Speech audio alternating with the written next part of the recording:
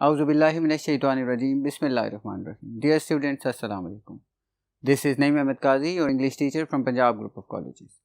Today our topic of discussion is basically Unit 3, the poem Good Timber, and today we are going to do its critical appreciation and the rest of the things we have to discuss about it. Let's start with the lecture. جب بھی ہم critical appreciation کرتے ہیں بنیادی طور پہ تو ہم اس کا ایک تھورو انالیسس کرتے ہیں اس ورک کا. اب اس میں ہمارے پاس تقریباً ہم اگر اس کو ڈیوائڈ کریں تو تین حصوں میں وہ ڈیوائڈ ہوتا ہے. پہلا حصہ جو ہے وہ انٹروڈکشن ہوتی ہے. ہم اس کو ہیڈنگ تو نہیں دیتے اس کی، لیکن ہم اس کو پیراگرافس میں ڈیوائڈ کرتے ہیں. پہلا حصہ انٹروڈکشن ہے. اس انٹروڈکشن میں دو چیزیں آتی ہیں. نمبر ایک جو پوم ہے اس کی انٹروڈکشن، نمبر دو جو پوئٹ ہے اس کی انٹروڈکشن، اور کچھ ہم پوئم کی ذرا تفصیل بیان کر دیتے ہیں کہ اس میں کیا ہے. اس کے بعد جو اس سے اگلا حصہ ہوتا ہے وہ ہمارا ہوتا ہے اس کے سٹرکچر پہ کہ اس کا سٹرکچر کیا ہے، اور پھر ہم اس کے بعد اس کی کچھ انالیسس جو اس کے اندر لکھا ہوا ہے جو پوئٹ نے ایکسپریس کیا ہے اس کو ہم بیان تھوڑا کر دیتے ہیں، ایک خلاصہ سا اس کا کر کے، سمرائز سا کر کے. تو وہ ہماری ایک کرٹیکل اپریسیشن بن جاتی ہے جس سے ہم تنقیدی جائزہ ایک قسم کا اس سارے ورک کا لے لیتے ہیں. آئیں ہم شروع کرتے ہیں کہ ہم انٹروڈکشن میں یعنی پہلے پیراگراف میں ہم کیا لکھ سکتے ہیں. گڈ ٹمبر جو پوم ہے جس کا پوئٹ ہے ڈگلس میلاک. سب سے پہلے تو یہ ویل نون پوم ہے، موسٹ ویل نون پوم ہے، جو کہ ایسا ہوتا ہے کہ کچھ شعراء یا کچھ رائٹرز یا کچھ آتھرز ایسے ہوتے ہیں کہ جن کے کام تو بہت سارا انہوں نے کیا ہوتا ہے، لیکن ان کی کچھ چیزیں جو ہیں وہ بہت زیادہ مشہور ہوتی ہیں. تو یہ ایک ایسی پوم ہے ڈگلس میلاک کی کہ جو موسٹ ویل نون پوم ہے. اس کا ایسا کام ہے جس کو دنیا میں جو شاعری سے شغف رکھتے ہیں وہ بہت زیادہ اچھے طریقے سے جانتے اور پہچانتے ہیں. پھر ڈگلس میلاک کے بارے میں ہم نے یہ بتانا ہے کہ وہ 1877 میں پیدا ہوا اینڈ ہی پاسڈ اوے ان 1938. تو یہ تو اس کا بریفلی ہم نے بتایا. پھر اس کے بعد ہم نے یہ بتانا ہے کہ وہ ایک لمبرمینس پوئٹ کے طور پہ جانا جاتا تھا. کیوں لمبرمین پوئٹ کے بارے میں جانا جاتا تھا؟ کہ وہ بنیادی طور پہ جس جگہ پہ پلا بڑا وہاں پہ درختوں کی کٹائی، پھر لاگ فیکٹریز تھی جہاں پہ جو لکڑی ہوتی تھی اس کو فرنیچر کے لیے تیار کیا جاتا تھا. یعنی کہ وہاں پہ تمام جو را لکڑی تھی اس کو وہ کاٹ کے تو شیپ کرتے تھے اور پھر وہ فرنیچر کے لیے استعمال کرتے تھے. تو وہ اس کو بہت زیادہ کلوز اس کی ایسوسیشن تھی جو لکڑی ہے بالخصوص اس کے ساتھ. تو یہ بہت بڑا اس کا امپیکٹ تھا اس کی پوئٹری پہ، اور کئی اس کی پومز ایسی ہیں یا پریڈومیننٹ جو امپیکٹ ہے وہ ان چیزوں کا اس کی پوئٹری پہ ہے. اب ہم یہ دیکھتے ہیں کہ انسپریشنل پوئم ہے کہ یہ انسپائر کرتی ہے، یہ پڑھنے والے کو ایک زندگی گزارنے کا انداز سکھاتی ہے، یہ پڑھنے والے کو یہ بتاتی ہے کہ وہ کس طرح زندگی گزارے گا تو کامیاب ہوگا. اور اس کے بعد اگر ہم دیکھیں تو about the rewards of struggle, یہ پوئم جو ہے اس کی بیسکلی تھیم ہی یہی ہے کہ یہ جو شخص اسٹرگل کرتا ہے، کوشش کرتا ہے، لڑتا ہے زمانے سے اپنے حقوق کے لیے اور پھر اپنے آپ کو مضبوط کرتا ہے، تو وہ ایک پیٹریارک یعنی کہ ایک بڑا فگر، میجر فگر، فادرلی فگر بن کے ابھرتا ہے. تو یہ بتا رہی ہے کہ اگر آپ کو ایسے حالات میسر نہ ہوں کہ آپ کی ہر چیز آپ کو مل رہی ہے، ضروریات زندگی یعنی کہ، تو پھر آپ اگر فائٹ کرتے ہیں تو پھر آپ پیٹریارک بنتے ہیں، آپ ایک فادرلی فگر بنتے ہیں، آپ کی ویلیو ہوتی ہے. لیکن اس کے مقابلے میں اگر آپ کو ہر چیز جو ہے وہ بیٹھے بٹھائے مل رہی ہے تو نہ ہی آپ کو ان چیزوں کی کوئی ویلیو ہوگی اور نہ ہی دنیا کی نظر میں آپ کی کوئی ویلیو ہوگی. آپ تو یہ جو اس کی پوئم ہے یہ بنیادی طور پہ اس کی تھیم بھی یہی ہے کہ جو آپ ایڈورسٹیز سے فائٹ کرتے ہیں، مشکل حالات سے گزرتے ہیں اور آپ پھر آگے بڑھتے ہیں، اور جب آپ آگے بڑھتے ہیں ایسے حالات میں تو آپ یقیناً جو ہے وہ ابھرتے ہیں ایسے کہ جیسے آپ کوئی ایکسیپشنل پرسنالٹی ہیں. پھر ہم دیکھیں تو یہ کامن تھیم ہے اس کا جو ورک ہے. اس سے مراد یہ ہے کہ اس کا بہت سارا جو کام ہے, ڈفرینٹ پومز ہیں یا اور بھی جو کچھ اس نے کام کیا ہوا, اس میں جو تھیم زیادہ تر ہمیں نظر آتی ہے وہ یہی نظر آتی ہے. پھر فیسنگ ایڈورسٹیز, جس طرح ہم نے ابھی ڈسکس کیا کہ مشکلات کا سامنا کرنا, یعنی کہ اگر ہم پہلا پیراگراف اپنی کریٹیکل اپریسیشن کا لکھیں گے تو اس میں ہم یہ لکھ سکتے ہیں, The Good Timber is the most well-known poem of Douglas Malloch. It is an inspirational poem. Douglas Malloch, who is known locally and nationally as a lumberman's poet, uses this theme predominantly in his work. یا اس سے پہلے آپ کہہ سکتے ہیں کہ uses the theme of rewards of struggle predominantly in his work, and all this poem is basically about facing adversities, and it is an extended metaphor that shows us a comparison between tree and man, and concludes who is the best person, or the manly man, or the patriarch, and who is a scrubby thing. In this poem, Douglas Malloch has wonderfully given his message and inspired all the readers. And that is the reason this poem is considered as a masterpiece of his work. یہ ہم اس کا پہلا paragraph اس طرح اپنے الفاظ میں لکھ سکتے ہیں جس طرح میں نے اپنے جو بھی تھا. اب لکھتے ہوئے ظاہر بندہ زیادہ فارمل ہوتا ہے, زیادہ اس کو صفائی سے اور یہ دیکھ کے لکھتا ہے کہ کہاں اس نے ورڈز کی ریپیٹیشن کی ہے کہیں نہیں کی. وہ ساری چیزیں آپ اوائڈ کر کے آپ اس کو ایک اچھے سے پیراگراف کی شکل میں لکھ لیں گے. تو یہ آپ کی ایک بڑی ہی زبردست قسم کی اوپننگ ہو جائے گی آپ کی کریٹیکل اپریسیشن کی, کہ آپ کا جو ایگزامینر ہے وہ پہلے ہی دیکھ لے گا کہ اس نے ایک پیٹرن سے, ایک ترتیب سے کام شروع کیا ہے, اور اس نے پہلے پوم کے بارے میں بتایا ہے, پوئٹ کے بارے میں بتایا ہے, اور کچھ ایک دو لائنیں اس نے بتائی ہیں کہ اس میں ہے کیا اور اس کی تھیم کیا ہے. تو آگے جب آپ اس سے چلیں گے تو وہ ہوگا سٹرکچر پوم کا. اس کے لیے ہم بورڈ کی نیکسٹ سائڈ پہ چلتے ہیں, وہاں پہ ہم دیکھتے ہیں کہ سٹرکچر میں ہم کیا کیا چیزیں ڈسکس کر سکتے ہیں. Let's move to the other side. Okay guys, اب جس طرح ہم نے یہ دیکھا کہ پہلا پیراگراف ہم نے کیا لکھنا ہے, امید ہے کہ وہ آپ کو سمجھ آ گیا ہوگا. آپ اس کو کچھ نہ کچھ اپنے تئیں اور کچھ ان پوائنٹس کی مدد سے لکھ سکیں گے. اب ہم چلتے ہیں کہ اس کا جو سٹرکچر ہے, یعنی کہ کریٹیکلی اپریسیٹ کرنے کا مطلب صرف یہ نہیں ہوتا کہ ہم یہ بتائیں کہ پوئٹ کون تھا, ہم یہ بتائیں کہ پوم جو ہے وہ کیا ہے, نام ہے اس کا, اور اس سے آگے اصل میں جو اپریسیشن اس کی ہوتی ہے کریٹیکل, وہ اس سے آگے بڑھ کے ہوتی ہے. وہ کیا ہوتی ہے؟ وہ یہ ہوتی ہے کہ ہم دیکھتے ہیں کہ اس کی فارم کیسی ہے, اس کے اندر پوئٹک ڈیوائسز کیسی استعمال ہوئی ہیں, اس میں جو رائٹر ہے, پوئٹ ہے, وہ کیا سکسیزفل ہوا ہے اپنا میسیج دینے میں, اس کے بعد اس نے اپنا میسیج دینے کے لیے کیا کیا جو الفاظ ہیں, کیا کیا ٹرمز ہیں وہ استعمال کیے. تو آئیں ہم کچھ اس کو اس نظریے سے دیکھتے ہیں کہ کریٹیکلی ہم اس کے اندر کیا کیا چیز ہمیں نظر آ رہی ہے. سب سے پہلے ہے یہ 4 سٹینزا پوائم. اس کے 4 سٹینزاز ہیں. سٹینزا ہوتا ہے ایک بند, آپ سمجھ لیں بند کی, جو ایک تو ہوتا ہے کپلٹ, یعنی ایک لائن کو ہم اگر کہیں تو وہ ہوگا ورس, اگر 2 لائنر ہو تو وہ کپلٹ, اور 2 لائنر سے زیادہ ہو تو وہ ہم اسے انگریزی میں سٹینزا کہتے ہیں. تو یہ 4 سٹینزاز پر مشتمل ایک پوئم ہے. اس کے بعد ہم دیکھیں تو اس کے جو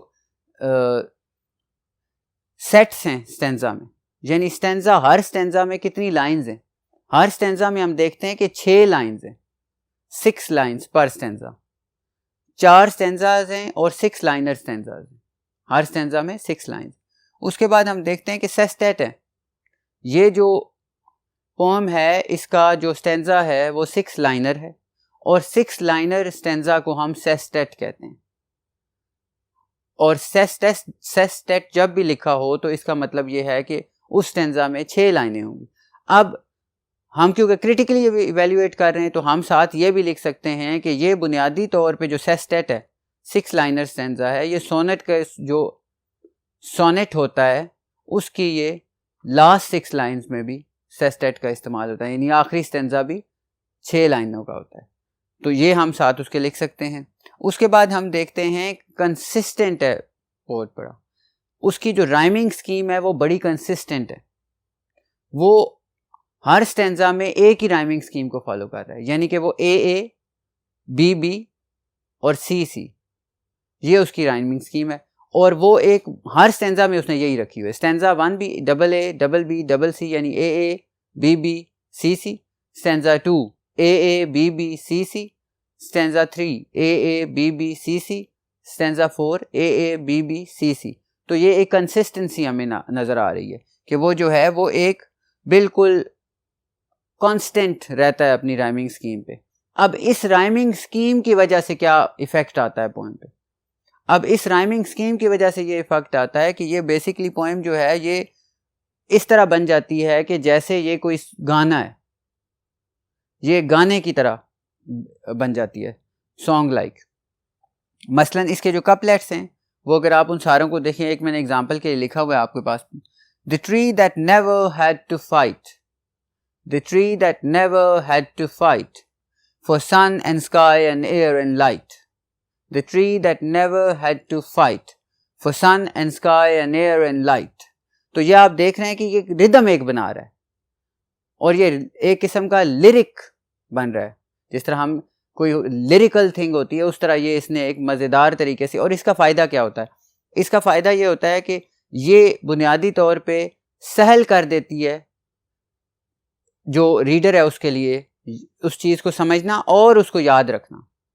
اب ایک تو امیوزمنٹ بڑھتی ہے, یعنی کہ ایک تو جو ڈیلائٹ ہے, جو پلیجر ہے ریڈر کا وہ زیادہ ہوتا ہے کہ وہ ایک ردم سے چل رہا ہوتا ہے اور انجوائے کر رہا ہوتا ہے. دوسرا یہ ہوتا ہے کہ اس کی جو مختلف باتیں ہیں وہ میمورائز کرنے میں بڑی ہی آسانی ہو جاتی ہے جو ریڈر ہوتا ہے, یعنی وہ اس کو بہت زیادہ اٹریکٹ کرتی ہیں اور وہ اس کے ذہن میں بیٹھ جاتی ہیں, اس کی ذہن میں موجود رہتی ہیں کافی عرصے تک. تو یہ ہم اسے کہہ سکتے ہیں کہ کپلیٹس جو ہیں وہ سنگ سانگ لائک ایک جو ہے وہ امپیکٹ بناتے ہیں, اور اس کی اگزامپل ہم یہ لکھ سکتے ہیں کیونکہ ہم نے جو بھی چیز کہنی ہے وہ اگزامپل سے, جو ہماری ٹیکسٹ ہے اس سے جو اگزامپل دے کے اسے ہم نے جسٹیفائی کرنا ہے. پھر ہم دیکھتے ہیں کہ ایکسٹینڈڈ میٹافر ہے, یہ اسے آپ یہاں کی بجائے پہلے بھی لکھ سکتے ہیں, سب سے پہلے بھی لکھ سکتے ہیں. ایکسٹینڈڈ میٹافر کیا ہوتا ہے؟ اب ہم جب بھی دو چیزوں کی کوالٹیز کو کمپیئر کرتے ہیں تو ہم ایسے کہتے ہیں, فرض کریں ہم کہتے ہیں he runs as fast as a cheetah, he runs like a چیتا. اب یہ کمپیئر کر دیا چیتا کو, اور چیتا کی ایک کوالٹی جو ہے دوڑنے کی تیز, اور اس انسان کی کوالٹی کو, لیکن اس میں ایز اور لائک کا استعمال کیا. اب جب ایز اور لائک کا استعمال کر کے کمپیئر کیا جاتا ہے تو وہ سملی کہلاتا ہے. اب دوسرا طریقہ جو ہے وہ کنڈینسڈ کمپیریزن ہوتا ہے, یعنی اس میں بظاہر نظر نہیں آ رہا ہوتا ایز اور لائک, وہ اس طرح ہے کہ فرض کرو اسی کو ہم کہیں ہی از اے چیتا, تو اب ہی از اے چیتا میں ہم نے کنڈینسڈ کمپیریزن کر دیا, یہ میٹافر ہے. اب یہ میٹافر جو ہے یہ بنیادی طور پہ کمپیئر کس کو کر رہا ہے؟ دوڑنے کو ہی کر رہا ہے ان دونوں کو, لیکن اس میں لائک یا ایز یا کوئی ایکسپلینیشن نہیں دی ہوئی. تو اس کو جب ہم ایسی چیز نہ ہو ڈائریکٹ کمپیریزن کر دیں اور اس کو ہم کہتے ہیں میٹافر. اب یہاں پہ ہم دیکھ رہے ہیں ایکسٹینڈڈ میٹافر ہے. ایکسٹینڈڈ یعنی کہ نارمل میٹافر نہیں ہے, یہ ایک ایسا میٹافر ہے جو جس کی جو حیت ہے یا جس کی جو فارم ہے وہ بہت بڑی ہے. مثال کے طور پہ ہم اس پوئم کو لیتے ہیں کہ اس پوئم میں پہلے اسٹینزا میں وہ ایک چیز ٹریز کے بارے میں بات کرتا ہے, پھر انسان کے بارے میں بات کرتا ہے, پھر ٹریز کے بارے میں بات کرتا ہے, پھر دونوں کے بارے میں یا انسان کے بارے میں بات.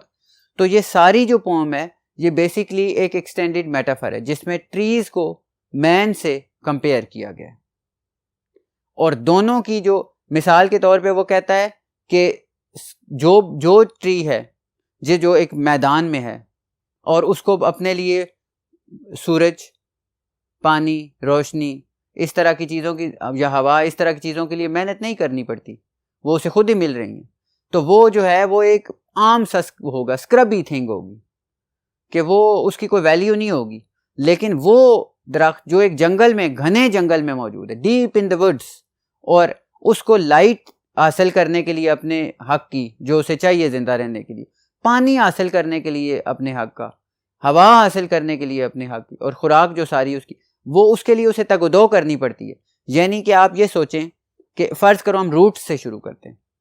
اس کی جو روٹس ہیں اب وہ ڈیپ ان دا وڈز ہے، جنگل کے درمیان ہے، وہاں درخت ہیں اور بہت سارے شربز ہیں، اور وہاں پہ جب اس کی روٹس پھیلتی ہیں تو وہ میدان تو نہیں ہے، نیچے روٹس ہی روٹس ہیں زمین کے اندر.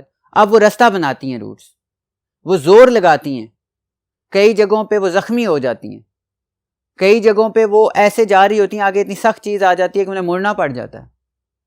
کئی جگہوں پہ وہ دوسری جو روٹس ہیں، دوسرے جو درخت ہیں یا پودے ہیں، ان کی روٹس کو کاٹ کے نکل جاتی ہیں.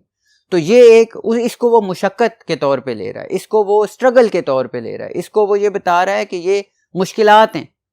اب وہ اسی طرح ہم دوسرے لائٹ کے لیے جائیں. اب لائٹ کے لیے وہ کہتا ہے کہ اب فرض کرو جنگل میں ہے اور پودا ایک نکل رہا ہے اور اس کو اب لائٹ چاہیے، گھنا جنگل ہے، اس تک لائٹ نہیں پہنچ رہی. تو پھر وہ جب سیدھا اوپر آئے گا اور وہ پھر وہی روٹس والا ہی حساب ہوگا کہ کہیں سے وہ مڑ جائے گا، کہیں سے وہ کاٹے گا دوسرے کو، کہیں سے وہ زور لگا کے تو ساتھ ساتھ چلا جائے گا اور اپنے لیے لائٹ حاصل کرے گا. تو یہی چیز وہ کہہ رہا ہے انسان کے لیے، کہ انسان بھی جو ہے وہ تیز ہوائیں، طوفان اور مشکلات کا جب سامنا کرتا ہے اور اپنا رستہ بناتا ہے تو وہ پھر ہوتا ہے پیٹریارک. وہ کہتے ہیں ہم پیٹریارکس ہمیں ملتے ہیں جو کاؤنسل کس سے کرتے ہیں، مشاورت کس سے کرتے ہیں، سٹارز کے ساتھ. کیوں؟ اب اس میں وہ کیا بتا رہا ہے کہ جو ٹری ہے وہ اتنا اونچا ہو جاتا ہے زور لگا کے کہ وہ سب سے اوپر ہو جاتا ہے اور وہ ستاروں کے ساتھ ڈائریکٹ ہو جاتا ہے. فاصلہ تو اسی طرح رہتا ہے، ایک قسم کا یہ لٹری انداز ہے بیان کرنے کا کہ اس کی جو اونچائی ہے، اس کی جو بڑائی ہے اس کو. اسی طرح انسان بھی جو کوشش کرتا ہے وہ کیا کرتا ہے کہ وہ بہت زیادہ اوپر چلا جاتا ہے، اس کی حیثیت بڑی ہو جاتی ہے جو کوشش کرتا ہے، محنت کرتا ہے. اب اس کے لیے وہ دیکھیں کہ اگزامپلس کیا دیتا ہے. وہ کہتا ہے پہلے تو ہم دوبارہ دیکھ لیں کہ ٹری اور مین کو وہ کر رہا ہے کمپیئر. اسکربی تھنگ اور مینلی مین نہیں ہے، یعنی کہ اسکربی تھنگ ہے وہ ٹری جس کو محنت نہ کرنی پڑی، جس کے لیے مشکلات سامنے نہ آئیں، جس کو ہارڈ شپس فیس نہ کرنی پڑی، جس کو ایڈورسٹیز کا سامنا نہ کرنا پڑا، جو ایک گولڈن سپون لے کے پیدا ہوا اور بس اسی طرح رہا، کھلے میدان میں رہا، ہر چیز ملتی رہی، وہ اسکربی تھنگ ہے. اور جو شخص اس ٹری کی طرح ہے، یعنی کہ وہ اس کو مشقت نہ کرنی پڑی، محنت نہ کرنی پڑی، اپنے حق کے لیے لڑنا نہ پڑا، اس کو مشکلات کا سامنا نہ کرنا پڑا، اسے ہر چیز ملتی رہی، وہ مینلی مین نہیں ہو سکتا. وہ بھی ایک اسکربی تھنگ ہی ہوگا، عام سی چیز ہوگا، اس کی کوئی اہمیت نہیں ہوگی. اب دوسری طرف وہ کہہ رہا ہے کہ گڈ ٹمبر بن جاتی ہے، لکڑی جو ہے، لکڑی جو کہ ایڈورسٹیز کو فیس کرتی ہے، جو کہ اپنے لیے خود رستہ دکھاتی ہے، جو زخم سہتی ہے، جو کہ اسٹرانگ ونڈز کو برداشت کرتی ہے، یعنی طوفان کو، اور پھر وہ جتنی اسٹرانگ ہوگی ونڈ اتنا وہ درخت اسٹرانگ ہوگا. وہ جو کیا بنتی ہے وہ گڈ ٹمبر بنتی ہے، اچھی لکڑی بنتی ہے. اس کے مقابلے میں وہ انسان کو جب یہی چیز ایٹریبیوٹ کرتا ہے تو وہ کہتا ہے کہ جو انسان اور لکڑی ایڈورسٹیز کو فیس کرتی ہیں، مشکلات کو فیس کرتے ہیں، جو ڈیفیکلٹیز کو فیس کرتے ہیں، جو اپنے مخالفین کو فیس کرتے ہیں، جو اپنے حقوق کے لیے لڑتے ہیں اور اپنا حق حاصل کرتے ہیں، وہ پیٹریارکس بنتے ہیں. پیٹریارکس جو ہوتے ہیں وہ فادرلی فگر ہوتے ہیں، بڑے. جس طرح گاؤں میں کوئی چودھری ہے، وہ پنچایت کا جو ہے سرپنچ ہے، بڑا ہے. اسی طرح کو جو بڑی حیثیت جس کی ہو جائے، گھر میں جو بڑا آدمی ہے، جو سرپرست ہے.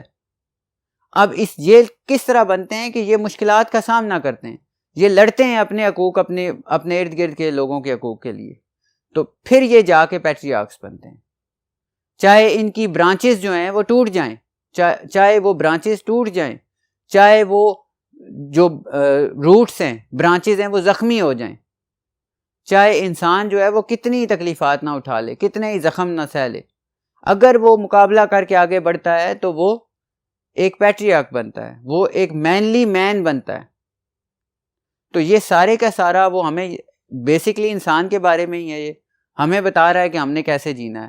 لیکن اگزامپل وہ ساتھ لکڑی کی بھی دے رہا ہے کہ گڈ ٹمبر کیا ہے. تو گڈ ٹمبر جو ٹائٹل ہے اس کی بھی سگنیفیکنس یہاں سے ہمیں پتہ چل رہی ہے کہ یہ بیسکلی گڈ ٹمبر جو ہے وہ ٹمبر ہے جو اپنے حقوق کے لیے لڑ کے مشکل حالات سے میں گزارا کر کے اپنے آپ کو پروان چڑھاتی ہے، وہ ایک گڈ ٹمبر بنتی ہے. اسی طرح جو بڑا انسان ہے وہ بھی اسی طرح بڑا بنتا ہے کہ وہ مشکل حالات کا سامنا کرے، نہ کہ وہ جس کو بیٹھے بٹھائے ہر چیز مل رہی ہے اور وہ ایک لوتھ کی طرح اور ایک بالکل جو کچھ بھی نہ کرنا اور بس پڑے رہنا، وہی رہتا ہے، اسی حالت میں رہتا ہے، وہ بڑا انسان نہیں بن سکتا.